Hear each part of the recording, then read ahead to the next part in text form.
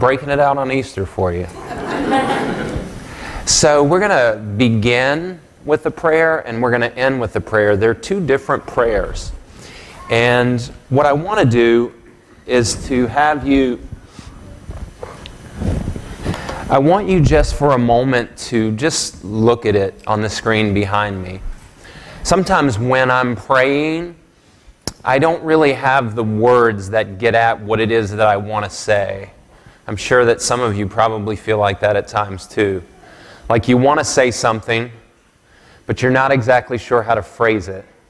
And you've been to this place so many times where you're trying to talk to God, and yet somehow, some way, you just don't have the words. This morning, as we're continuing in our worship, on the front end, before we dive into the scriptures, I want you to consider the prayer behind me. And as you look at it and you think about whether or not it actually speaks to you, as I pray this prayer, I want you to just silently pray it as well. I want you to join me, because what you're doing is, and what time remains is, you're inviting God to do something significant. And it seems to me that if we come and go on this Easter Sunday and something doesn't significant happen in us, then we will have missed the reason for why we were here in the first place. So think about the prayer behind me, and as I pray it, I want you to consider praying it quietly yourself. Oh God, on this Easter Sunday, let something essential happen to me today. Something awesome, something real. Speak to my condition, Lord, and change me somewhere inside of me where it matters. As I learn to let go of those things in my life that keep me disconnected from your power. So that's our invitational prayer this morning. As you prayed that to God, my sense is that He heard you. And my sense is that as the scriptures are shared with you, that you would see something, that you would hear something, that you would know something, that you would encounter the risen Christ in a new way. That's my hope and prayer for you. So I have some props this morning.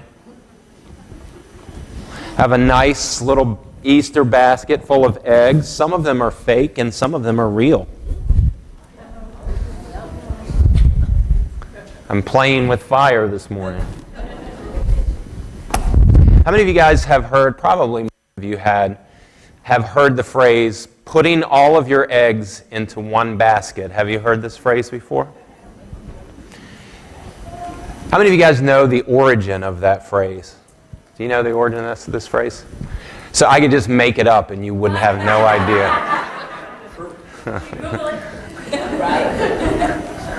So with great authority, the origin of this phrase comes from like the 17th century. It's either Italy or Spain. And the idea was that farmers, when they would go in to collect the eggs in their basket, they wanted to make sure that they were careful not to put too many eggs in one basket, lest if they tripped or fell, they would lose all of their yield, right? And so this phrase is sort of given to us as a warning. Don't put all your eggs in a single basket. So I was trying to think of like what would be the equivalent of putting all of our eggs into one basket. So my youngest son, this is our last who will be going to college, then we'll have 3 in college next year in an empty house. But Eli was applying for colleges, and in the discussion with him about selection, I think it was very similar for those of you who have had children who go through this process or are going through this process now. You may have a favorite that you really like when you do your research and make your visits, but you would be crazy to only apply to the one school, right? You kind of hedge your bets when you're applying, when you're a student and you're applying to colleges, because you don't know whether the school that you want to get into will want you to get into their school. And so you end up applying to 6 or 8 or 10 schools. This is the opposite of putting all of your eggs into one basket. What putting your eggs into one basket as a student would be is that you set your sights on one school and that's the only one you apply to. Okay? It's like having money and investing all of your money in one stock. It's not diversifying your portfolio. It's taking everything you have and placing it into one stock. It's going to Atlantic City and putting all of your money in on black, right? These are things that most of us don't do. We don't have the guts most of the time to put all of our eggs in one basket, because if in transferring or walking we trip, we have the capacity to lose something that's really important. Now, most of you will remember that when you leave. There's very little else that you're going to remember. My job is to connect this with a larger point. Let's see if we can do that. So here's the deal. Easter, the first Easter, did not begin with celebration and song. People were not dressed in light purple and yellow on the first Easter Sunday morning. What had happened was that those who totally believed in the Christ, they had put all of their eggs in his basket. And now he was dead.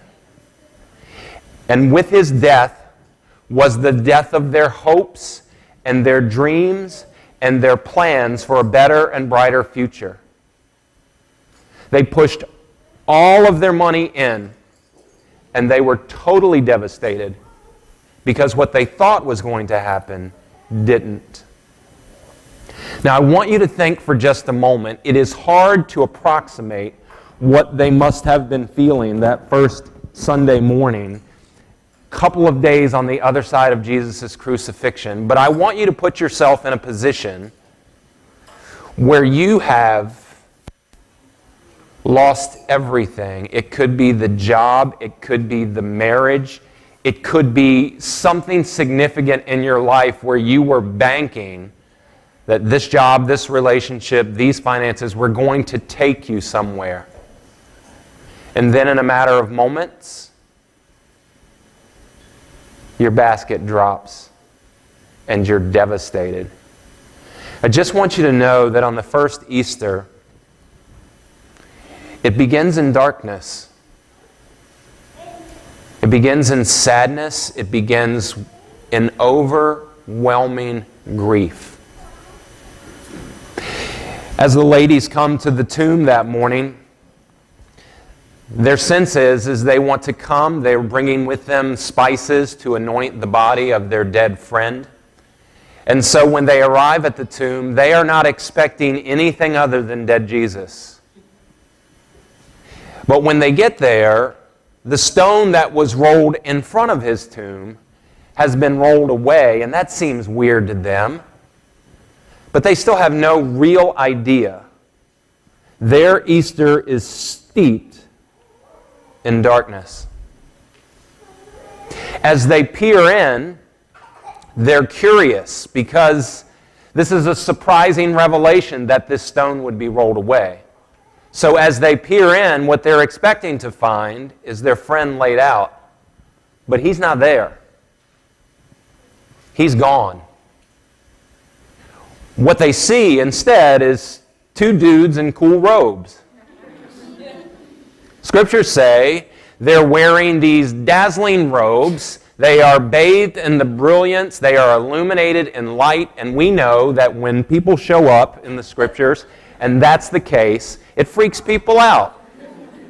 These are messengers from God. These are angelic beings, and they have come to deliver some good news to these ladies.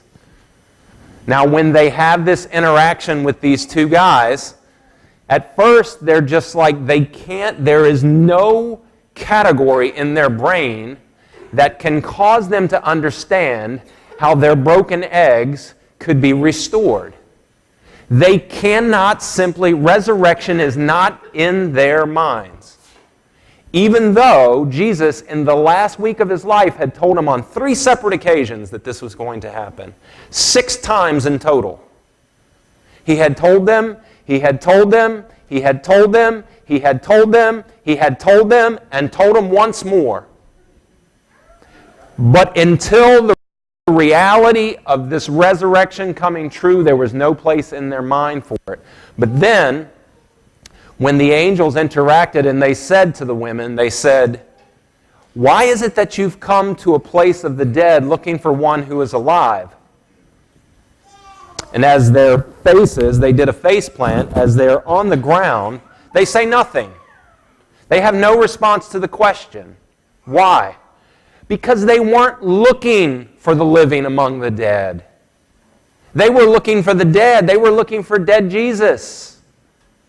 They weren't believing, they weren't thinking, they weren't expecting resurrection. And then the angels say, "He told you this was going to happen." And then in a moment, they realized, He did tell us this was going to happen. And in a matter of moments, they now have a category in their brain that says, one who is dead can be raised to life. Now, I want you to think for just a moment in the worst spaces of your life where you were walking in darkness, where the eggs in your basket were crushed. Your hopes, your dreams, your thoughts, your plans for the future. I want you to think for a moment as you're walking, perhaps even presently, or perhaps it's something in your past, but I want you to think about the reality of whether or not you could see a way forward until there was one.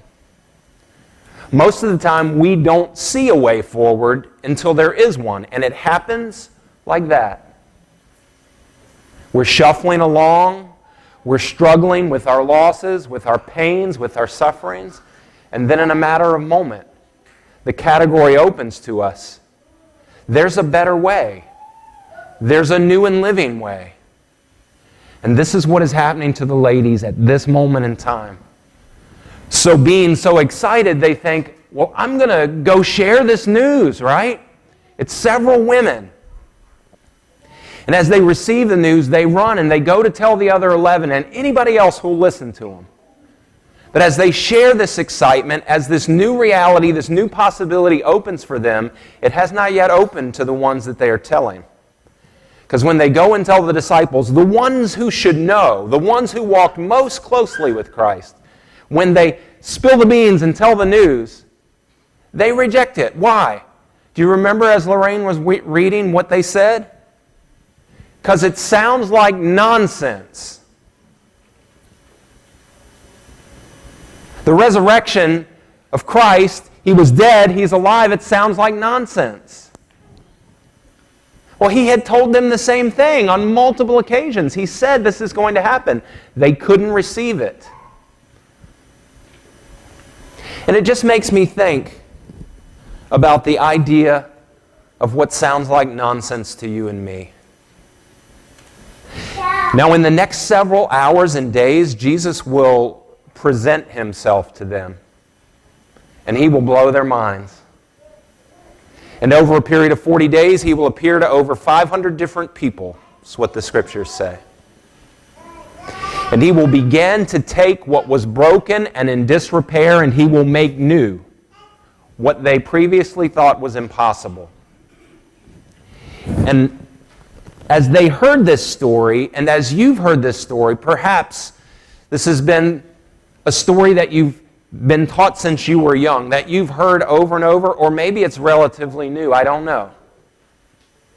But if this story, this resurrection story, doesn't still sound like nonsense to you, then you've become too familiar with the story.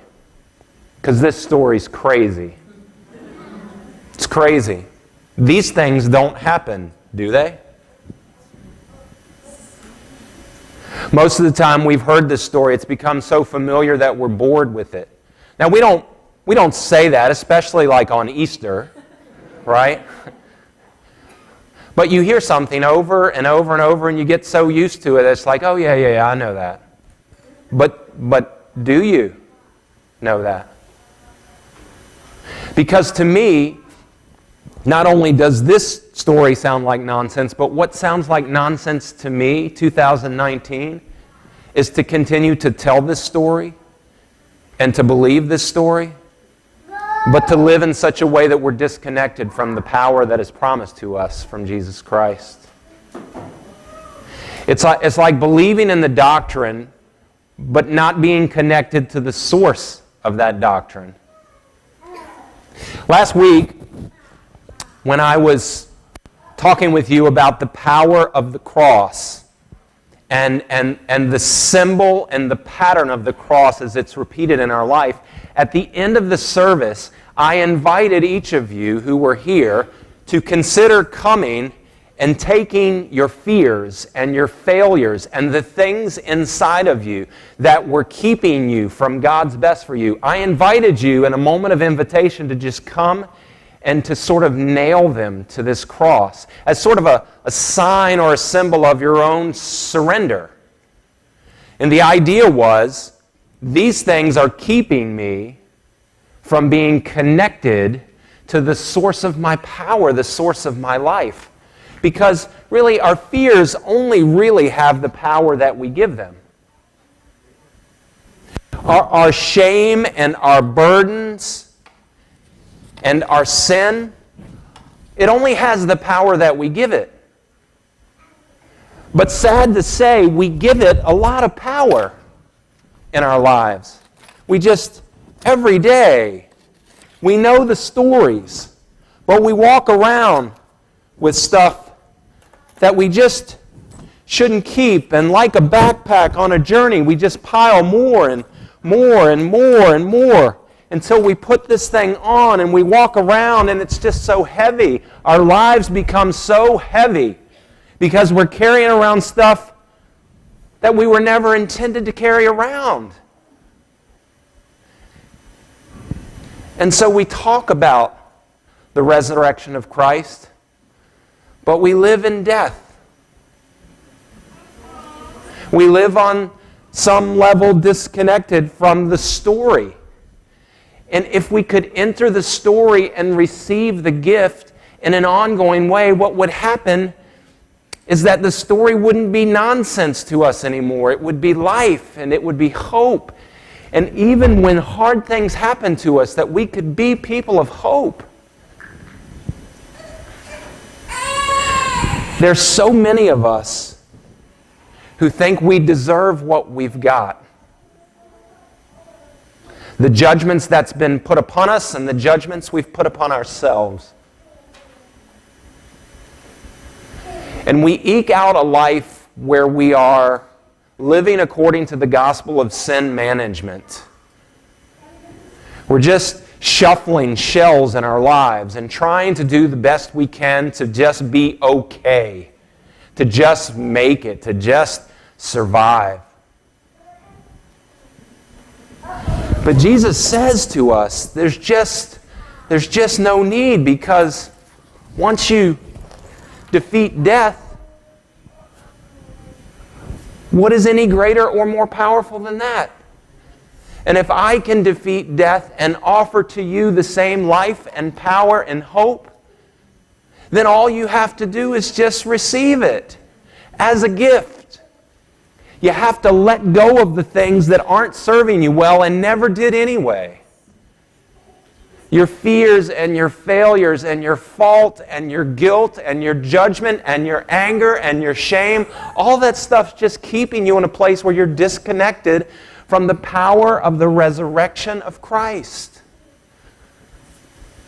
And so this morning, when you ask God to do something significant, something awesome, something real, to speak to the condition of your own soul.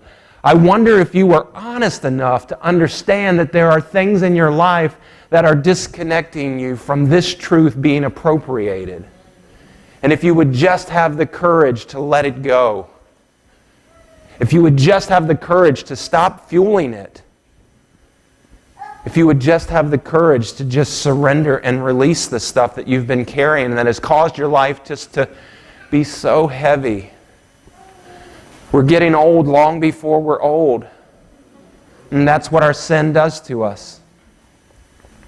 I just want to invite you, as you're thinking about this story and your place in it, I want to invite you, as you're thinking about trying to create a new category or pattern in your brain for what could be, I want you to understand that the same power that raised Jesus from the dead is available to you.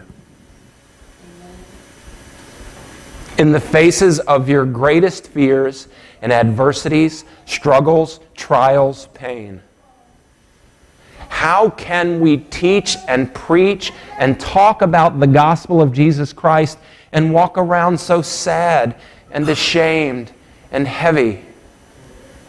It's nonsense. It sounds like nonsense to me. And so what I want to do as we move towards the close of this service is, I do want to invite you to put all of your eggs into the Jesus basket. If you've been hedging your bet, if you've been appreciating or admiring the teacher, but you've never fully given yourself, you've never fully opened your heart, your life, your soul to this one who has the capacity to renew and to revive and to resurrect, then I would invite you to consider praying with me a prayer of invitation. You asked God, many of you, to do something significant, something real, something powerful, something awesome. And we'll draw the line today and say, today is the day where I did. And I'm not looking back. As I look forward and face whatever I do, I have within me the capacity to overcome anything, because if death can be overcome, what in my life can't be? It is nonsense to live in death when life has been given to you and me. And so, I want to put the closing prayer up for you.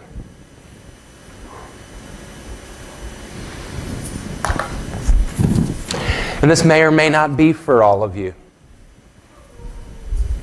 Some of you guys are here and you're just, it's Easter, so like, it's church, right? I need to find one. But seriously though, like for some of us, it's time to stop hedging our bets. It's time to stop giving room for anger in our life. It's when you give anger room in your life, it hardens you. When you refuse to release, when you hold grudges and there's bitterness and hardness of heart, the person it hurts the most is you. It's time to be free. It's time to live, to be alive, and to enjoy your life. Easter signals the beginning of a new dawn and a new day. And so, this morning as we close, you will see the prayer behind me. And I just want to invite you, as you're reading that and you're thinking about it, there are some of you who will feel like, I've already prayed this prayer. And I just want to say to you, if you have prayed this prayer and you are walking in the fullness of the resurrection power of Jesus Christ, then this prayer is something that may not be for you. But if you've prayed this prayer and you're living just like everybody else, then you might want to rethink the idea of praying this prayer. And you might want to pray it until it sticks. But there are some of you who have never, ever stepped across the line of faith. You have never opened your heart. You've never pushed all of your chips into the table. You have never put all of your eggs in the Jesus basket. And today, I want to be bold enough to invite you to do that. And so as you can see the prayer behind me, I just want you to breathe for about 30 seconds, because what I'm inviting you to do is life-changing. I'm serious. It'll change your life.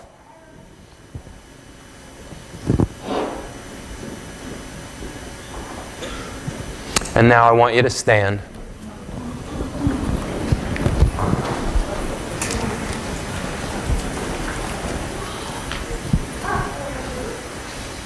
Sometimes we pray prayers and we don't expect anything. I want you to expect everything.